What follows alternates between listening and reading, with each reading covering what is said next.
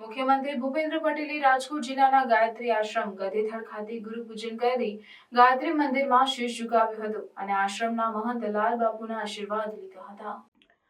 આ તકે મુખ્યમંત્રી ભૂપેન્દ્ર પટેલે સંબોધન કરતા જણાવ્યું કે ગધેથળ ગાયત્રી આશ્રમ જેવી આસ્થાની જગ્યાએ આવવાથી જનસેવા માટેનું મનોબળ વધુ મજબૂત બને છે। છેવાડાના નાનામાં નાના માણસની સુખાકારી વધારવા રાજ્ય સરકાર પ્રતિબદ્ધ છે, ત્યારે સંતોના આશીર્વાદથી જન કલ્યાણનો અમારો સંકલ્પ વધુ મજબૂત બનશે।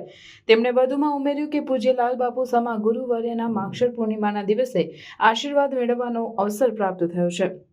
એ ખૂબ મહત્વનું છે। ગુરુના આશીર્વાદ મેળવવા ભાવ મહત્વનો હોય છે। આ સાથે ગધેથળ ગાયત્રી આશ્રમ શાળા ખાતે યોજાયેલ ગુરુ પૂજન કાર્યક્રમના સુંદર આયોજન બદલ મુખ્યમંત્રી આયોજકોને બિરદાવ્યા। આ તકે આશ્રમના મહંત લાલ બાપુએ જણાવ્યું કે સમાજ અને દેશની જાળવણી માટે પૈસા કરતાં સંસ્કારનું મહત્વ વધુ હોય છે। સંસ્કારનું સિંચન આધ્યાત્મિકતાથી થાય છે। આ તકે લાલ બાપુએ અમદાવાદ ખાતે પોતાની સારવાર દરમિયાન મુખ્યમંત્રી ભૂપેન્દ્ર પટેલે લીધેલી મુલાકાતને યાદ કરી હતી। ગુરુ પૂજનના કાર્યક્રમમાં કૃષિ મંત્રી રાઘવજીભાઈ પટેલ, પૂર્વ મંત્રી પ્રદીપસિંહ જાડેજા, ભૂપેન્દ્રસિંહ ચુડાસમા, ધર્મેન્દ્રસિંહ જાડેજા અને કિરીટસિંહ રાણા, ધારાસભ્યો મહેન્દ્ર ભાઈ પાડેલિયા, રીવાબા જાડેજા અને ભગવાનજીભાઈ કરગઠિયા, જિલ્લા કલેક્ટર પ્રભવ જોશી, જિલ્લા વિકાસ અધિકારી નવનાથ ગૌહાણે, ગ્રામ્ય પોલીસ અધિક્ષક હિમકરસિંહ અગ્રણી, રવિભાઈ માકડિયા, અલ્પેશ ઢોલરિયા તેમજ બહોળી સંખ્યામાં અનુયાયીઓ ઉપસ્થિત રહ્યા હતા।